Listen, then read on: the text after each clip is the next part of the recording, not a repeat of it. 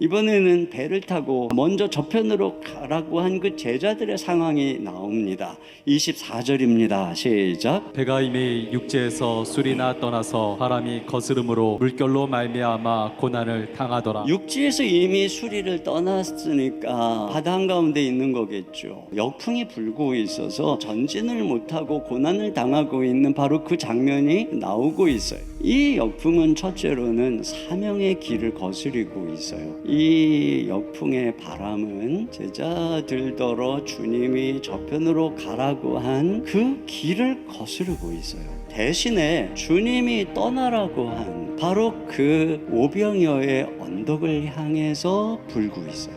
근데 여러분, 이건 또 한편에서는 그들의 마음의 은혜를 거스리고 있습니다. 6시간 이상 노를 저었는데 겨우 이 정도밖에 못 갔다는 거예요. 이걸 생각해 보면 이들이 과연 노를 열심히 저었을까? 혹시 이 역풍의 바람이 그들의 마음도 거스려 불고 있는 것은 아닐까? 제자들의 마음에는 바로 오병이어의 그 놀라운 명예, 세상의 영광을 위해서 바람이 불고 있는 것은 아닐까? 그러다 보니 주님이 가라고 한 저편도 아니고 그들이 떠나온 이 편도 아닌 어정쩡한 회색지대에 머물고 있는 것입니다. 그러면 우리는 어떻게 이 회색지대를 벗어날 수 있을까요? 자꾸 눈에 세상의 것만 보이고 열심히 사라질 때, 마음이 미지근해질 때 어떻게 해야 될까요? 오늘 본문에는 바로 그 문제를 해결하는 사건이 나오는데, 그것이 바로 예수님이 무리를 걸어서 와서 32절에 보니까 배에 함께 오름에 바람이 그치는지라 이렇게 말하고 있습니다. 오병이어의 기적은 결과적으로 예수님과 제자들이 주목을 받는 사건입니다. 그러나 무리로 건너 주님이 오시는 이 사건은 바로 고난 중에 있는 제자들 자신에게 주님이 다가오신 사건이죠. 지금 이 제자들이 이 순간에 이 밤사경에 하나님이신 예수님 자신을 만나는 거예요. 그래서 이 사건의 결말이 그들의 고백이 33절입니다. 시작. 배에 있는 사람들이 예수께 절하며 이르되 진실로 하나님의 아들이로소이다 하더라. 그들에게 필요했던 것은 예수님의 기적, 능력이 아니고 예수님 자신이었던 것입니다. 사람들이 다 예수님을 버리고 떠납니다. 근데 제자들이 안 떠나요. 왜 안 떠날까요? 바로 그날 밤에 이 밤사경의 체험 때문이죠. 환란의 풍랑의 바다 위를 넘어 나에게 찾아오신 예수님, 모든 풍랑을 잔잔케 해주신 예수님, 하나님이신 예수님을 나의 하나님으로 만난 채, 이게 그들을 지켜준 거예요. 여러분, 많은 사람 앞에서 한낮에 사람들이 보는 앞에서의 사역이 우리의 삶의 전부라면 우리는 마음의 허영을, 이 바람을 끌 수 없어요.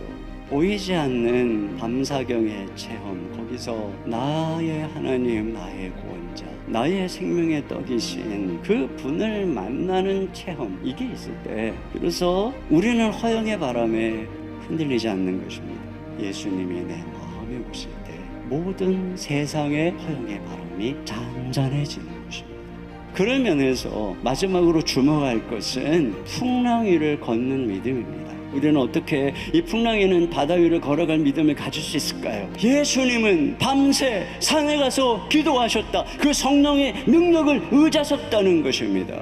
결국은 비결이 기도에 있다는 거예요. 슈마틴이라고 한번 이런 얘기를 했어요. 예수님은 하나님께 절대적으로 의존해야 하는 허약한 위치로 자신을 낮췄다. 하늘로부터 주어지지 않고는 아무것도 받을 수 없는, 주님께 기도하지 않고는 아무것도 받을 수 없는 위치로 자신을 낮추셨다. 주님은 기도의 율법 아래에서 태어났다. 예수님께서 우리랑 동일한 인간으로 자신을 낮추어 이 땅에 오셨기 때문에 예수님이 기도하지 않고는 아무것도 할 수 없었다는 것입니다. 예수님의 생애는 그런 면에서 늘 기도하는 생애였고, 주님이 기도할 때 성령의 권능과 능력이 함께해서 결국은 구원자로서의 주님의 사명을 감당할 수 있었다는 거예요. 우리가 나는 다른 사람하고는 다르게 뭐가 이게 부족하고 저게 부족하기 때문에 사명을 감당할 수 없어. 여러분, 이렇게 말하면 안 되는 것입니다. 오히려 우리 주 예수님이 그리하셨던 것처럼 것처럼 자신의 조체가 얼마나 연약한 존재인지를 깨닫고 주님 앞에 나아가서 그분을 바라보고